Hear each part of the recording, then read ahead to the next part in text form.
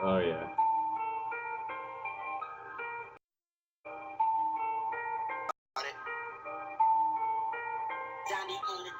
Started from the bottom, now we here.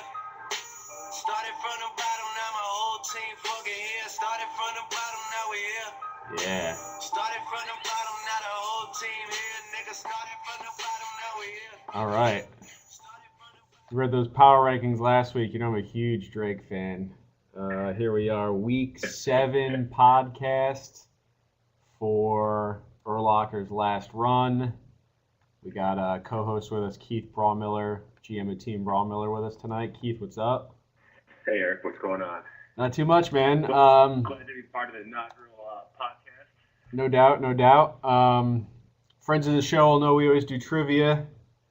Tonight's trivia question is, name the 3 franchises never to make the league postseason. Oh, scratch that. It's 4 franchises. 4. All right, think about that. Answer at the end of the show. Okay, so Keith, you want to dive right into last week's games? Let's take a look at the recap of last week. All right, cool. Let's see. Take a look at these big games. We saw you move to 5-1 with a pretty easy 21-point victory over Buffalo Wing Dip. Yeah, I heard they're coming from Buffalo Wing Dip, but they really didn't come through in the clutch like they talked it up. Yeah, you know, they got 30 out of Arian Foster Thursday night and still only managed to score a 104 in the week, so that's a little embarrassing. Yeah, it was a pretty disappointing Philadelphia game for him on Sunday night. Yeah, a lot happened in that game. What else we got? We got high score of the week going to the Cougar Slayers, who kind of like the New York Jets getting up for the Patriots like tonight's Thursday night game. He always gets up for the Fortes. This week was no different. He won 151-127, and he had Kaepernick go for 37 points. Yeah. That's interesting because that gets him to 4-2. Game back 2, tied for second with Goodnow and Balls Deep, who ran a 4-game win streak with a 150-128 win over Team. Yeah. Yeah, Balls Deep coming on with a little bit of something to be concerned with. He's my week 6 matchup. Week matchup. Yeah, you actually run into kind of a, because I think you got good. Oh no, you do have Balls Deep this week. That's right. Yeah. I got to apologize to Bryce. Last week I said some not so pleasant things about his running backs, and I take it back. I was wrong. Ben Tate might be legit. The Browns might even be legit. And he's getting Charles back this week, so you're meeting a decent running attack. Yeah, and especially up against Jacksonville too, right? Oh yeah. That doesn't hurt. Oh wow, I got Charles in another league. That just made me happy. I squeaked out a 4-point win against Rich. Joe Flacco did me dirty, keeping him on the bench this week, and lost because I started him last week. But it took all of Monday night's second half. I was still losing to Rich with 3 minutes to go in that San Fran game. They got it to the 1 and decided to go for it on 4th and goal, only up a touchdown when I needed a Phil Dawson field goal to win, and they didn't get it. So I didn't get the extra point either. I was kind of sweating it out, but obviously I prevailed because I had T.Y. Hilton go bonkers. Yeah. Which actually, reminds me about and some trades we saw this week. Yeah, what's going on with Burns? Burns must have had some serious concerns with the roster he has in place, because he basically everybody. He had a very busy. What day was that? Like Tuesday? Yeah, Tuesday the 14th. Within 13 hours, he makes 2 pretty big deals. Yeah. First one, he ships Martellus Bennett, who I don't think is the number 1 tight end anymore, but had been, for Fred Jackson from Buffalo Chicken Dip. Was Bernsey also? Because I mean, Fred Jackson, I think, was called out in your power rankings, and especially I think you even basically threw the bone to start him for once. Well, yeah, I did mention it. I tell you what, Nunaker's really into this season. I play golf with him. I'm going to get to an interview with him a little bit later in the show. But yeah, he's on top of things. I also noticed he's got the most transactions to date. I think 30 plus, more than any other team in the league. So he's been making moves. Too bad you don't get points for transactions. Yeah, true story. But the real trade, the first one that got the ball rolling last Friday, 6 days ago, Bob Clifford and the Fortes trade Eddie Lacy to Conway, who's an Eagles fan, for LaShawn McCoy straight up. Ooh. This reminds me a lot of a race that Bob and Conway had a couple years back. Oh yeah, what do you remember what happened? Yeah, I think Conway claims he didn't get up to max speed, but I would say in this trade, I don't think he gave LaShawn McCoy a chance to get up to max speed. Well, some people would agree with you. He ran for almost 150 immediately after getting traded to Fortes. He didn't score, but he still put up 18. And Eddie Lacy's already like giving time away. He's giving up touches. So maybe you can see that the player didn't have a very good relationship with his manager. Sure, you can see that out of this trade. You know, John is the defending champ, but I think this upcoming wedding's probably just got him a bit distracted because he might have lost a little focus there. Yeah, that wedding season, Kurt. Dude, it's brutal. Let me tell you, from a guy who knows. Whatever, you'll find out in like 2 years, right? So in the last trade, total blockbuster. Still not quite sure how I feel about it. Orton Here's a Jack and Coke trades Andre Williams, Alshon Jeffrey, Antonio Gates to Burns for Forte and DeAndre Hopkins. Yeah. Your thoughts? I've taken a look at this. The only thing that I think is when I look at Wadsworth's team after this trade, I like his team a lot more after the trade. Now he's got Gio and Forte. He was already deep at receiver, so he could really have afforded to deal Jeffrey because he's got Sanu, who's been like definitely pretty nice. He's still got Edelman. He picked up Odell. He's got DeAndre from the trade. Yeah, I like picking up Forte. Now he is 1-5 in last place, so this might not mean anything, but it was an interesting deal. Yeah. Okay, so that was last week. That was the trades. Now I'd like to throw a few questions your way, if you don't mind. Yeah. All right, first question for our guest host tonight. Keith, some people call you the league's bad boy. I'm curious to see how you respond to that. Well, one thing I can say is that they're fucking right. All right. Tell me more. So, yeah, I mean, this league, I think I talked to Dan Short in detail about my draft, my draft method, and even this is really not a surprise where I'm coming in right now. Okay. I think I'm taking a sabermetrics approach this season and just finding the good value players like Steve Smith and just letting them play. Life left in them. I'll tell you what, Steve Smith Sr. Has been probably the steal of the draft. You're leading the league in points at 882.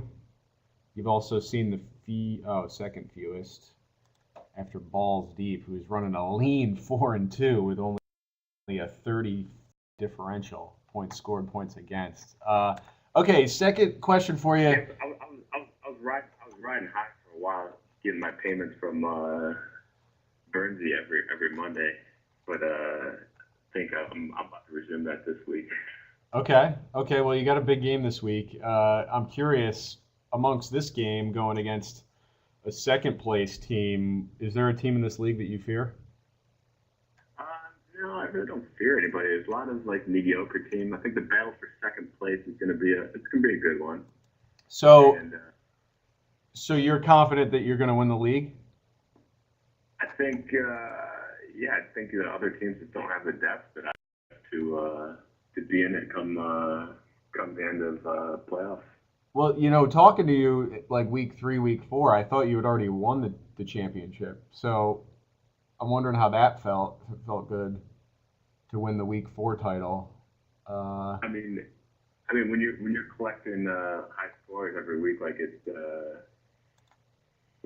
taking cakes from kids, then you get a little bit confident. All right. I will say the week 5 setback to team WD Forte got me a little bit grounded. So, but I'm still flying high. Oh yeah, it was that guy's birthday yesterday. Happy birthday, year old. Yeah, Deal with I'll it. give a shout out to Bob. Happy Um, birthday, Bob. let's see here. So that brings us to the Casey Nuneker Mike Goodnow controversy. Yeah, I've been hearing a lot about that lately. Yeah, luckily I had the opportunity to play golf with Casey on Friday and got his thoughts on it. What's in that guy's head? What's in that guy's head? I don't know. Yeah, let's play that interview for you right now. Oh, the GM of Buffalo Chicken Dip, Casey Nuneker, just piped it down the 13th fairway. Sound pretty hot play right now. So this Goodnow controversy, a lot of people saying Goodnow hates your guts, dude. I can't figure it out. So what's the story? What does it stem from? What did you do to set him off? I'm thinking it's because I get mouthy in the draft chat. Mouthy in the draft No chat. one likes that. And that's pretty much my only interaction, period, with him. If you saw him in a police lineup, would you be able to pick him out? No. No. Not even close. Not even close. Apparently, I might know his wife. Apparently. All right. Well, we'll address that later, I guess. Okay. So what do you think? What do you think this week? So far, so good. You got Arian Foster pretty hot last night, huh? Houston was hot. Hot. Okay. Houston was really hot. Just clicked with that team, starting off with a good 50. I think it's the week. Brock Miller starts his descent. Yeah. Well, he might have started it last week because he did just lose to Clifford. This could be 2 in a row for him. He's pretty confident. That is right. What's your confidence level right now? Scale of 1 to 10. Confidence level is sitting at about 8.5. 8.5. Kid's got a team. Graham's on bye. True. So I think that's the difference maker. Wow, kid's done his homework, folks. Kid's done his homework. All right, well, good luck this week. Okay, so that's the full disclosure in Case's defense. He's never met Mike Goodnow's wife. All right. He didn't want me to play that, but it got played. Which brings us to the chat. It was going on via text. It's a group text. Casey was wondering, because he doesn't even know Goodnow. Rich said he hates you because you're mean-spirited. You're a mean-spirited person to him, direct quote. I reminded him he was at his wedding.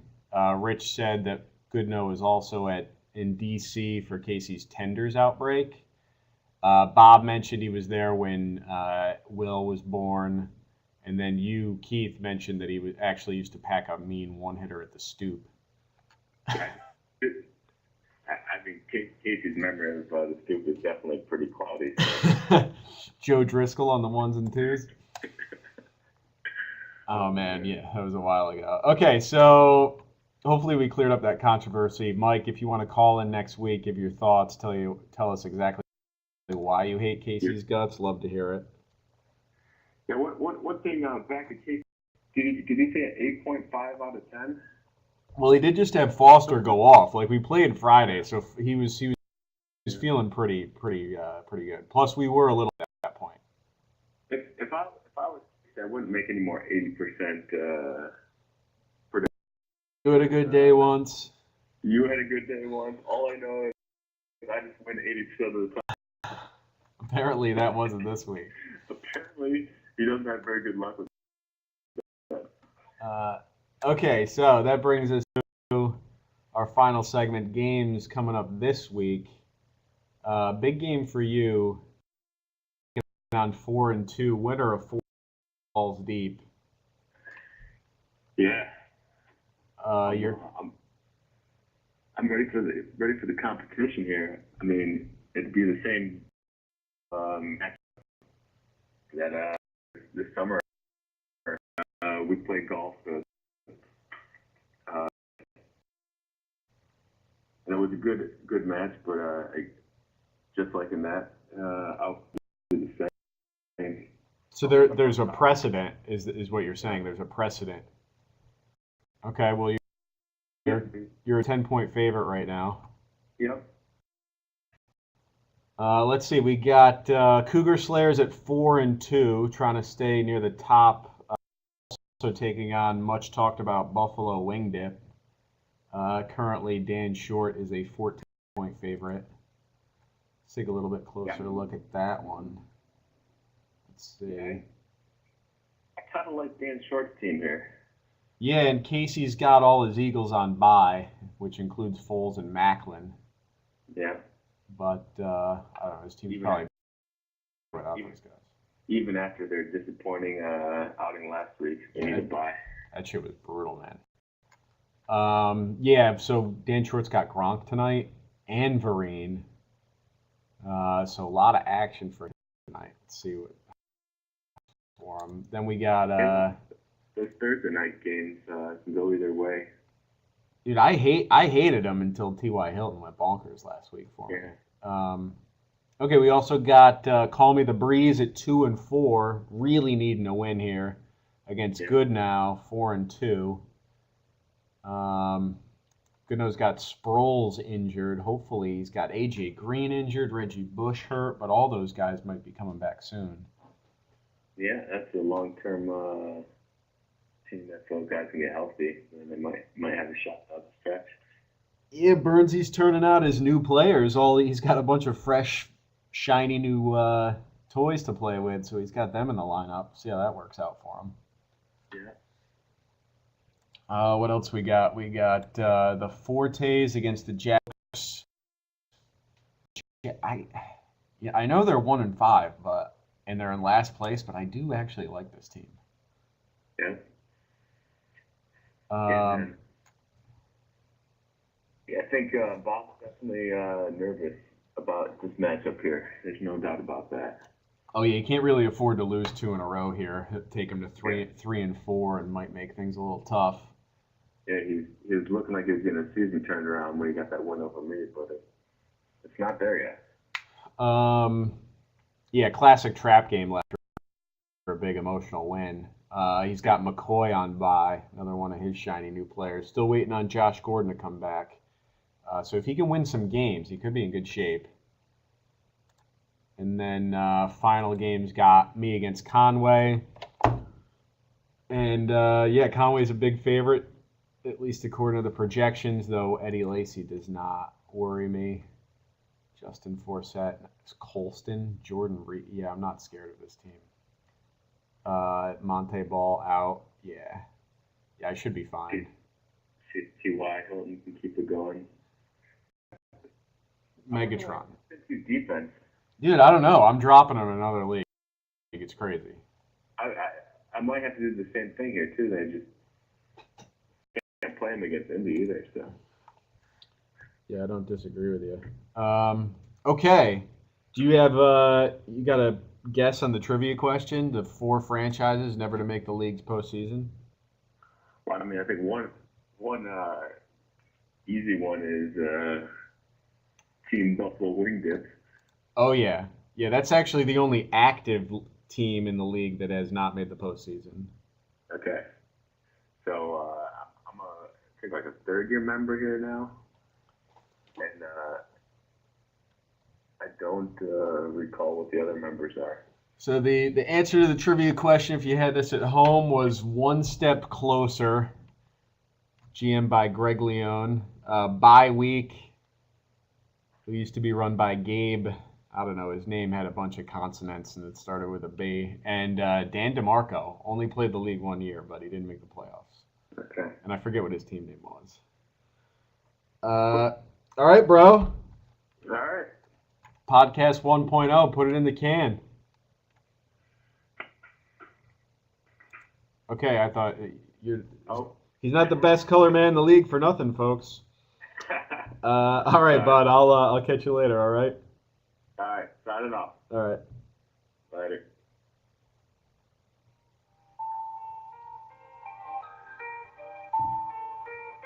Started. Johnny on the track. Started from the bottom, now we're here. team fucking here. Started from the bottom, now we here. Started from the bottom, now the whole team here. Nigga, started from the bottom, now we here.